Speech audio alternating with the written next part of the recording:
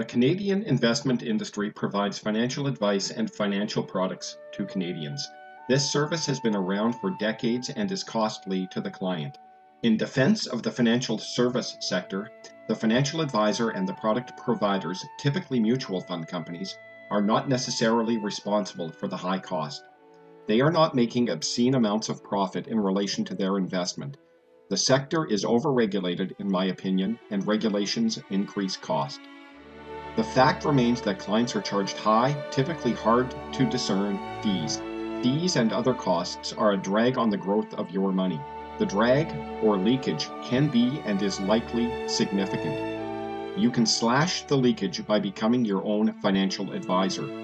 The reward to this is high, as the differential between what you pay a financial advisor and what you could pay as a do-it-yourself investor is large. Products exist that allow you to create a fully diversified portfolio at a fraction of the cost. The creation of these products simplify the process of being a do-it-yourself investor. The greater the cost differential, the greater the reward or incentive to do it yourself. The differential has never been wider. You do not need much time, much energy, or investment experience to be a successful do-it-yourself investor. You likely pay at least 1.7% of the value of your portfolio in total cost per year if you have a financial advisor. Many of you pay more than 2% per year. A do-it-yourself investor could create a completely diversified portfolio for under 0.15% per year. I'll show you how in future videos. The cost differential is greater than 10 times more expensive with a financial advisor than without. The differential is large and is therefore incentive to do it yourself. Here is an example of the effect of a 2% leakage on an investment portfolio. Let's say investments grow by 7%, cost removes 2%, and the after-cost return is 5%. The difference between pre-leak investment value and post-leak investment value is significant, and the significance grows with time. In this example, $100,000 growing at 7% versus 5% for 30 years results in a difference of over $300,000. There is no getting around the effect of the cost differential on your investments. There are three cost centers when you invest through a financial advisor. There is the financial advisor, there is the financial advisor's firm, and there is the product provider. All three do work, but the value of the work of 2 out of the 3 is questionable. What the financial advisor does is obvious. This is the person you meet and who advises you. What the financial advisor's firm does is less obvious. I'll explain it this way. I can't, as an individual, place an ad in the paper advertising my financial advisory service. I need to be licensed and monitored. The firm does this. The firm is then monitored by a government regulatory agency. This is done to protect the investor.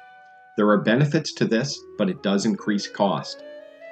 Lastly, there is the product provider. In most cases, this is a mutual fund company. Their job is to make the investment decisions on that portion of your money that has been allocated to them. So all three do work and all three charge. Now, the industry has evolved to what it is today.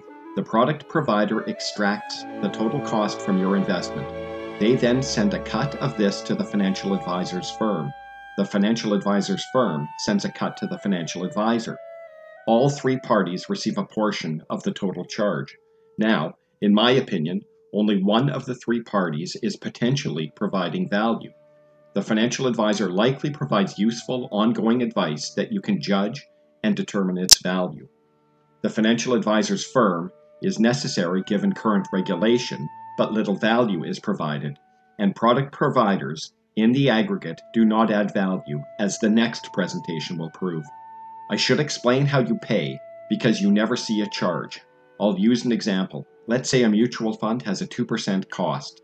If this fund rose by 10% last year, it would have risen by 12% if there was no cost.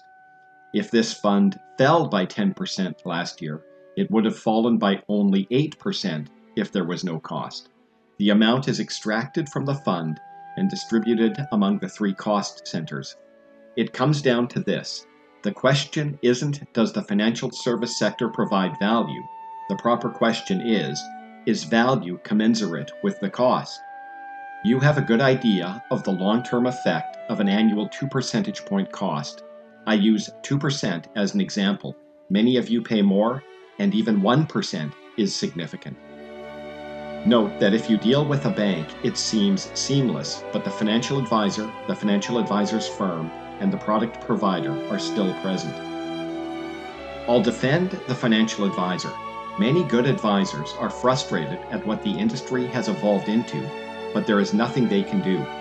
The industry has evolved into a behemoth. The only way to eliminate the cost is to fire all 3 parties and do it yourself. When you consider doing anything yourself, 3 factors are considered: the cost differential, the difficulty of the task, and the consequence of doing it wrong. If my car needs new brakes, I can go to a mechanic or do it myself.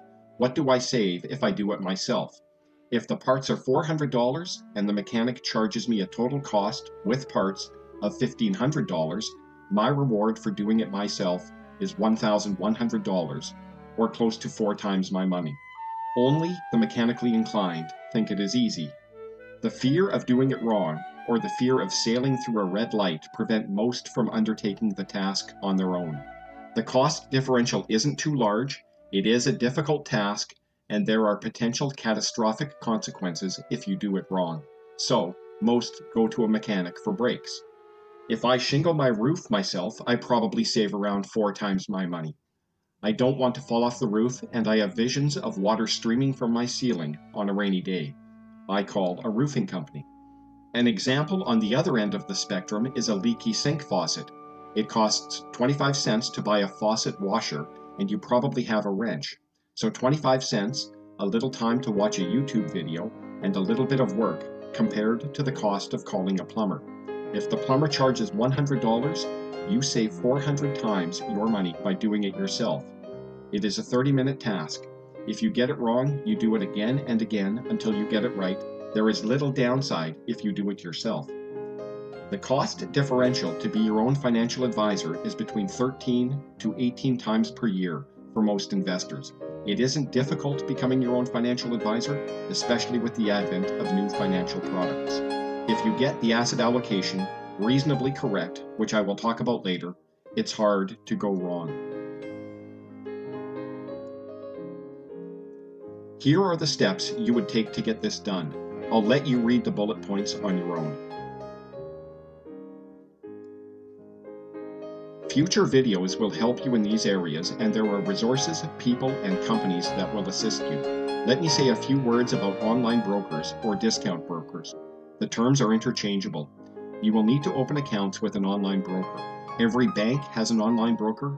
Every credit union has at least an association with one, and there are standalone online brokers. They want you to open accounts and deposit or transfer money in and trade, and will help you with all aspects of this. The online broker can help with bullet points 3 and 4. What they won't do is give you investment or financial planning advice. They won't answer the question, what investments should I buy? But they will answer the question, how do I buy these investments? They charge for every trade. That is how they make their money. I pay $10 per trade at my online broker, and I trade little because I am a buy and hold investor. As a result, I don't pay much for my online broker service. There is too much upside to ignore being a do-it-yourself investor. The cost differential is large, it isn't difficult, and you don't need expertise to do it right. Thank you for watching. Please like, subscribe, or applause, and stay tuned for further videos.